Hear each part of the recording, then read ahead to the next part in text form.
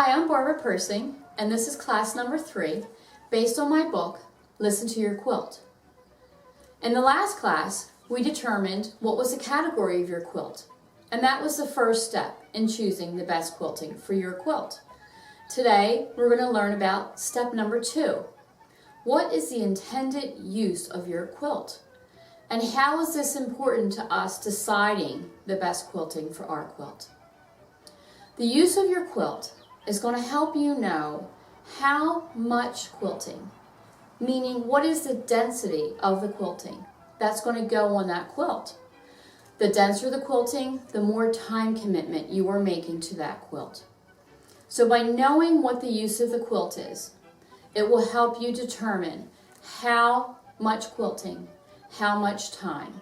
These are the things that we need to be thinking about in this step. So, our 4 choices. Is it a children's quilt? Is it a bed quilt? Is it an art quilt? Or is it a wall quilt? All of these quilts have a different amount of quilting on them.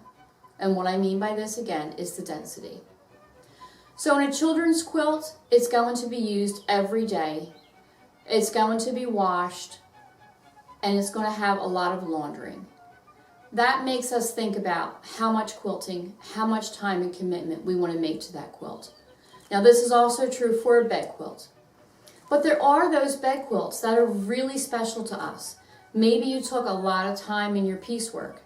Maybe that bed quilt is going to have very limited use.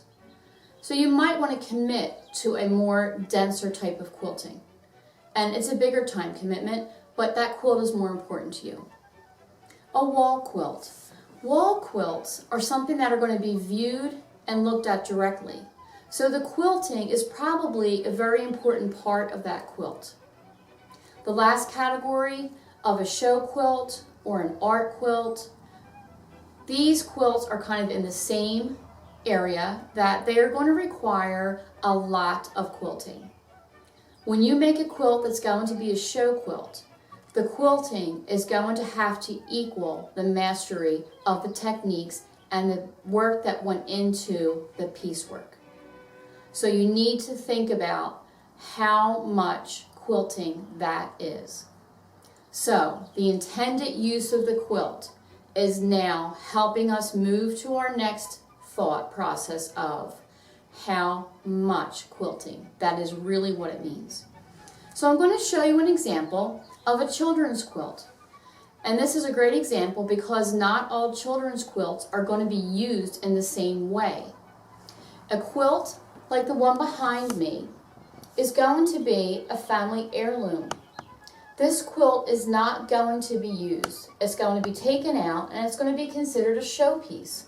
So the quilting I chose for this quilt is very heavy and very dense.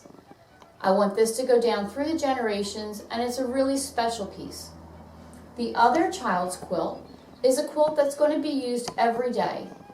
It's going to be laundered frequently, and some child's probably going to be dragging it around your living room or your front yard. So this quilt got very simple all over quilting.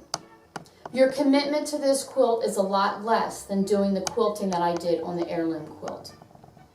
And if you do a quilt that has simple all over quilting, because it's going to be used a lot, when that quilt is all shredded and needs to be retired, your heart won't be broken. So remember, the use of the quilt is going to help us to start to get our focus onto, now how much quilting am I going to do? I hope you'll stay with me in the next class, and by the end of this series, you will be listening to your quilt.